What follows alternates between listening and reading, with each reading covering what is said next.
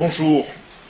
L'année 2011 est commencée depuis quelques heures seulement et déjà nous avons à subir la première grève, une grève qui impacte directement sur la vie des Réunionnais, à savoir celle des employés de la Sicilienne SIDEC. Vous savez que cette société qui est une sous-traitante d'EDF et qui fournit maintenant pratiquement la moitié de l'électricité à La Réunion.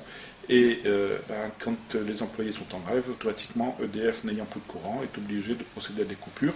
C'est ce qui explique que depuis hier soir, certains d'entre vous aient eu par roulement des coupures d'environ 2 heures, avec tous les problèmes que ça peut poser. Depuis ce matin sur les radios, on peut entendre des témoignages de gens malades qui étaient sous assistance respiratoire, par exemple, qui donc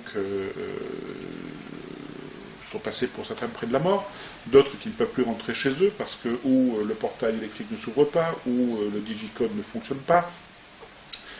Je suppose qu'il y a dû y avoir des gens bloqués dans des ascenseurs.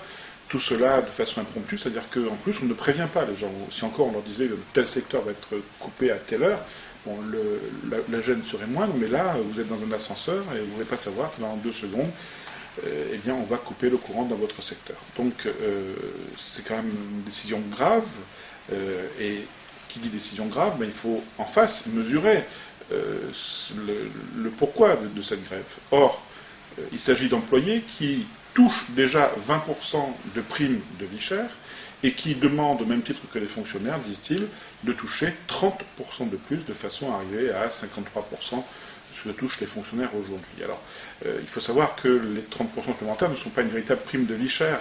La prime de vie chère est de 20%, et cette prime, ils l'ont déjà. Donc, cette demande, eh bien, écoutez, moi, j'ai envie de leur dire, si jamais vous êtes si sûr de votre fait, pourquoi n'allez-vous pas devant le tribunal? Et le tribunal, si vraiment vous avez raison, eh bien, il vous donnera satisfaction. Et si vous l'aviez fait cette demande il y a 2 ans ou 3 ans devant le tribunal, eh bien, ça fait longtemps que vous auriez eu cette prime. Et puis, si jamais vous n'y avez pas droit, eh bien, le tribunal vous aurait débouté. Et ce n'est pas par la grève, par la gêne occasionnée à vos compatriotes réunionnais que vous pourrez forcer à avoir quelque chose si vous n'y avez pas droit. Le préfet a pris des réquisitions. Alors, paraît-il que des gendarmes sont venus chercher chez eux certains ouvriers dans la nuit pour les obliger à bien travailler pour assurer un minimum, ce qui fait là aussi bondir les syndicats. Enfin bon, quand eux ils embêtent les autres, ça les gêne pas, quand eux ils sont réveillés dans la nuit, ça les embête. Et puis, accessoirement, eh bien, il faut savoir que ces mêmes syndicats essaient en ce moment même de contester ces réquisitions devant le tribunal, c'est-à-dire qu'ils font vraiment tout pour arriver à ce qu'il y ait des coupures de courant, sachant que c'est un véritable chantage, que si jamais, eh bien, ce dont vous parlez tout à l'heure, les risques de personnes qui décèdent, les problèmes que tout cela peut poser aux différentes personnes âgées et autres, eh bien, tout cela est un moyen de pression pour obtenir satisfaction, alors même que peut-être ils n'y ont pas droit. S'il y avait droit, eh bien écoutez, ça fait longtemps qu'ils auraient dû aller devant le tribunal. Ça c'est le premier point. Mais comme je vous parle des syndicats, j'ai envie d'évoquer un autre sujet que j'ai abordé dans un article que j'ai fait sur le blog aujourd'hui, qui concerne Air Austral. Alors, en général, je critique Air Austral, je critique surtout la façon de gérer son personnel, de Gérard Ettève, mais là, pour une fois, je dois dire que je lui donne raison, et quitte à en étonner certains.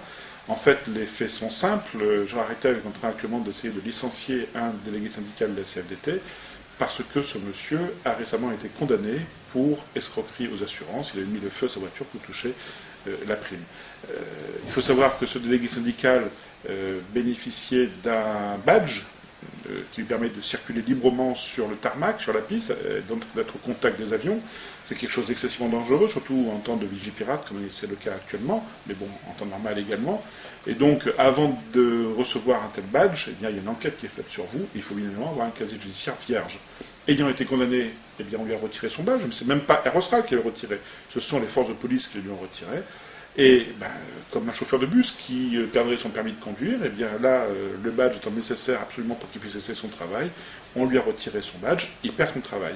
Et la CFDT conteste, a essayé de monter cette affaire en épingle. Pour une fois, je dois dire, là aussi, eh bien écoutez, les syndicats, et c'était ma conclusion de mon article sur le blog, si les syndicats veulent être crédibles, il faut qu'ils affrètent de défendre l'indéfendable. À demain.